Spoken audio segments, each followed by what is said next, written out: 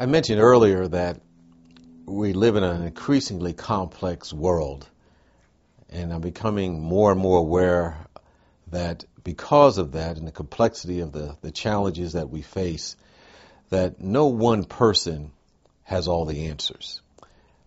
There used to be a time that maybe one would be looked to as the answer man or answer woman, but no such thing exists today.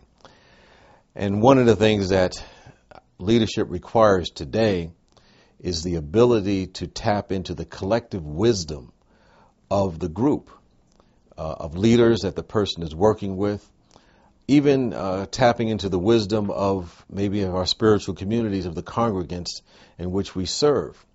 Not unlike when in the high technology world, when someone is launching a new project or a new idea, they don't know all the answers and possibly the solutions to everything. They actually ask their people that are utilizing their services to come up with solutions to making it better.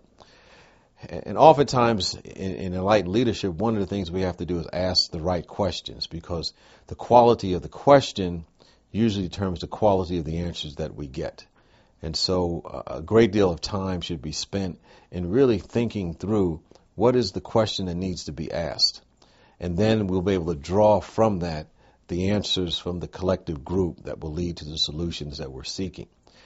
I remember a time that when we were looking at reorganizing our spiritual community and our entire staff to accommodate our new level of development.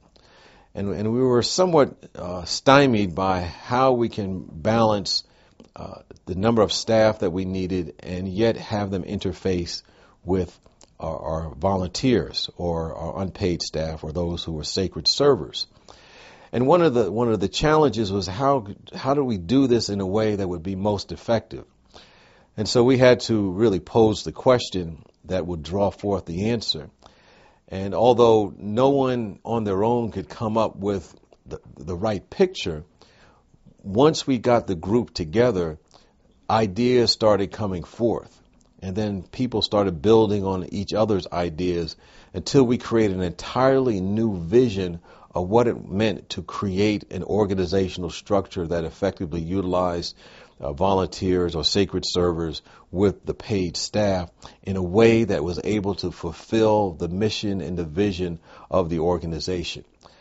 That was a great example of no one person trying to come up with the answers.